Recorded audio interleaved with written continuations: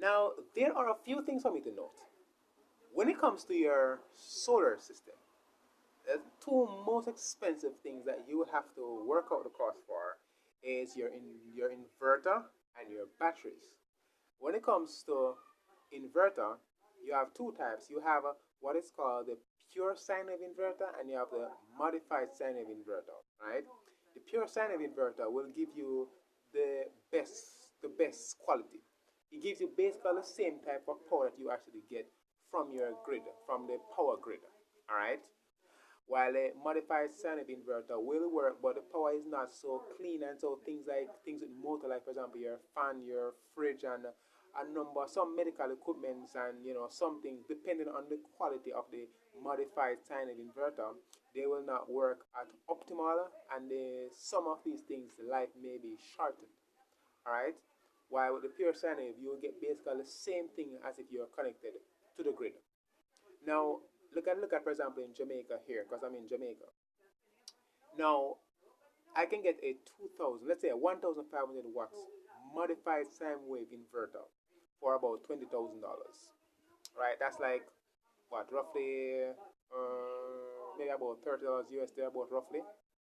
That's it? No, sorry, that's about $200 US. Sorry, $200 US roughly. Right? While I can also get a 1500 watts pure sine wave inverter for $65,000. You can see right there, that's like a big difference, and that might be a bit discouraging for some persons. So that's one of the reasons now why, for me, I'm trying to cut out the inverter as much as possible. And that's why I have my 12 volts light, right?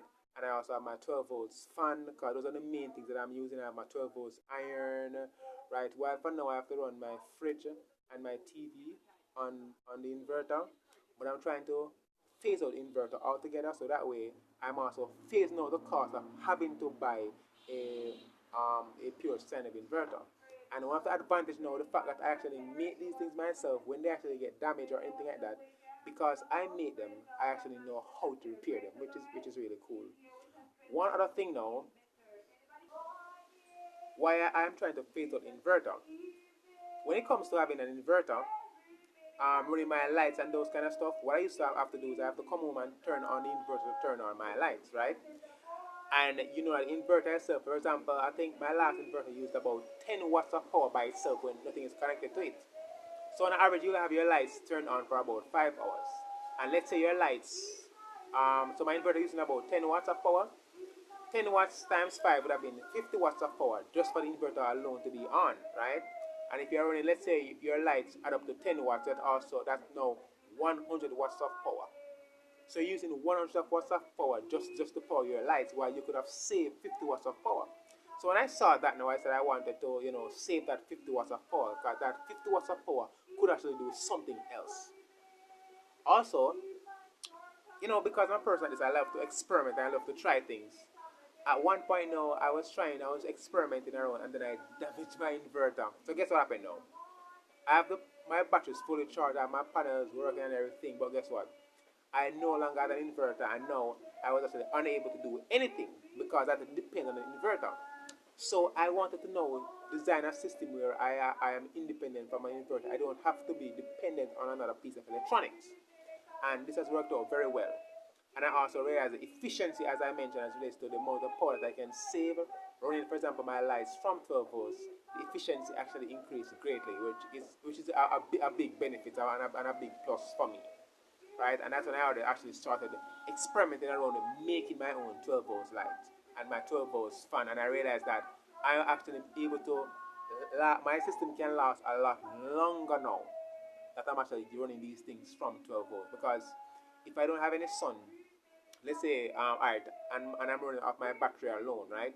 I can keep my battery above 12 volts for roughly 7 days, running my lights and using my fan, right?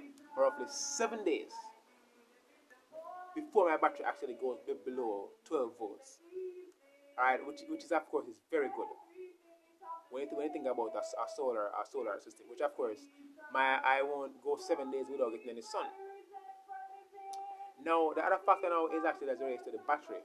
So there are a number of different types of batteries, right? But let's just look at lead acid batteries right now, right? And you have a number of different types as well.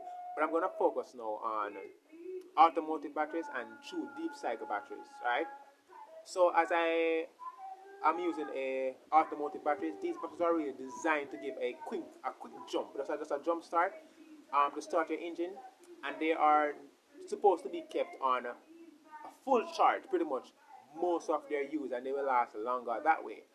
In a 12-volt system, in a solar system actually, you know that you're going to be having your batteries being drained down and going up, drained down, going up, and as they go using up all of their capacity, you call that deep cycling, right? You can correct me if I'm wrong, but when you deep cycle automotive batteries, they actually won't last longer because they have a thinner plates and they're not designed for that application. And then you have the deep cycle batteries now, which are designed now with thicker plates, and they're designed to actually be deep cycle, and they will last a good while. If you keep them at an optimal level, they will last maybe a good 10, 15 years, right? Well, for most of them, 5, 10 years, roughly, they're about. Now, for me, my 12-volt automotive batteries now, I'm able to use this battery for about 2 years now using the automotive battery, and this actually works very efficiently and effective for me. What I've done is this now is that I don't use no more than about 20% of the actual capacity of the battery. So while I mentioned that I might run a cycle of my fridge, I might even watch some TV in the night or so forth and have my lights running, my battery never goes below 12.3 volts under load. So that means that's while I have something connected to it. As soon as the load comes off, my battery will go back up to about 12.6 volts. Maybe the lowest it's ever been is 12.4 volts, right? So when you actually keep the battery like this now, it can actually last a good little while, and I can probably maybe go even a good 3, 4, 5 years using an automotive battery to actually run my solar system. And that's why now what I do now on a day like today when I'm actually home, I run my fridge, run it throughout the day so it can actually be kept frozen and so forth. Everything I need to do, like I'm gonna iron and so forth, I do them on a day like this now when I'm home. So that way I'm actually using the actual panel as the power is coming from the sun. I'm actually mainly using now, and my battery is actually kept fully charged, right? So you can actually, in theory, use a automotive battery to actually power a small solar system where you're mainly using light loads, like for example lights and so forth. And if you're like me now, where you use most of your heavy equipment, most of your heavy loads are done throughout the day when you have sun, then your 12-volt automotive battery can actually help you out if you're not going to be using a lot of heavy load during the night. So for example, like my case now, my fridge only might run maybe one cycle throughout the night or maybe two cycles, and that's just help to maintain the temperature, right? Because I'm not really keeping it frozen, but I just want to maintain a certain temperature inside the fridge so that my things can be kept fresh. My food can be kept fresh. All right, and so if you actually decide to actually maybe start off like me now, I do plan to get a deep cycle battery. So I'm not trying to go around getting a deep cycle battery, and I know that mine will be lasting me a very good time because I'll be doing the same thing when I actually have the actual deep cycle battery. But if you actually want to maybe do a little small system, run a few lights and maybe charge a few gadgets and so forth from a small 12 volt system, you could actually start off with a 12 volt automotive battery. But the key thing is that you have to remember that it's not a deep cycle battery, so you should only use probably at best 10% of its actual capacity. You can use maybe the most 30% of its actual capacity.